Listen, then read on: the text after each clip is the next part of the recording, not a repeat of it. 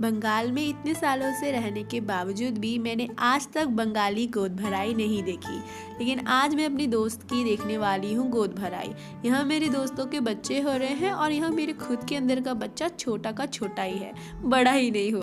आज मैं निकलती अपने दोस्त की गोद भराई के लिए। निकलने के साथ साथ ही बरसात होने लग जाती है। हम लेते हैं टोटो और पहुँच जाते हैं दोस्त के घर। देखो उंगली फाड़ी कर रही है। मुझे गुदगुदी हो रहा है। कौन है ये लोग? कहाँ से आते हैं? पैरों में आलता लगाने के बाद ना यहाँ मेरी दूसरी दोस्त की बेटी आ जाती है, जो कि बहुत ज्यादा क्यूट है।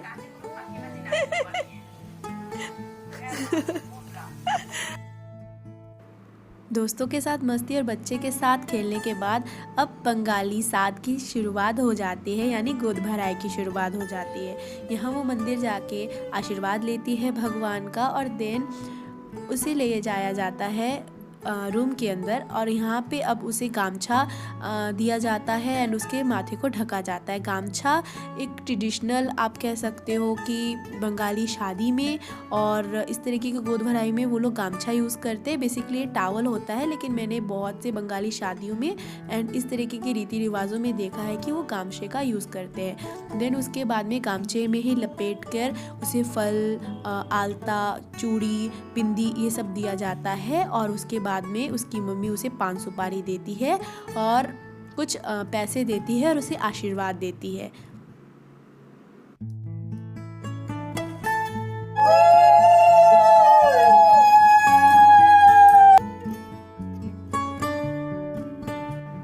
अब ना आंटी उसे 5 बार चंदन का टीका लगाती है और उसके बाद धान धुब्बा से सब उसे आशीर्वाद देंगे कि बच्चा और माँ एकदम स्वस्थ हो, बच्चे की डिलीवरी अच्छे से हो जाए और अपनी जो भी ब्लेसिंग से सब धीरे धीरे आके एक एक करके उसे देंगे।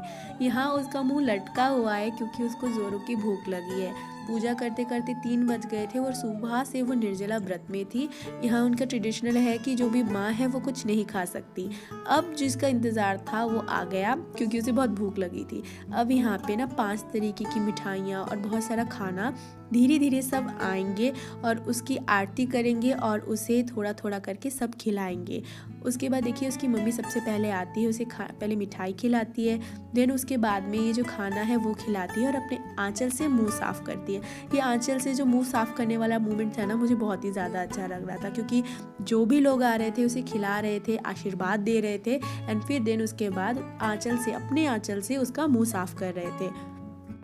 और जैसे जैसे ना खाने के निवाले उसके अंदर जा रहे थे वैसे वैसे उसके अंदर थोड़ी ऊर्जा आ रही थी। मैं थोड़ा सा बंगाली कल्चर के बारे में थोड़ा आपको बता देती हूँ यहाँ पे।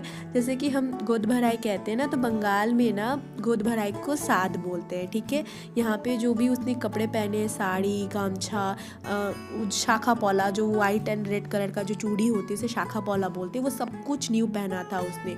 फिर उसके बाद उसकी भाभी आती है, फिर उसे खिलाती है खाना, उसे आशीर्वाद देती है और लोग धीरे धीरे आके फिर उसको आशीर्वाद देते हैं।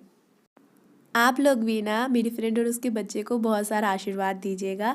और उसके बाद लास्ट में हम दोनों मिलके खाना खाते हैं और ये ब्लॉग यहीं पे ख़त्म हो जाता है।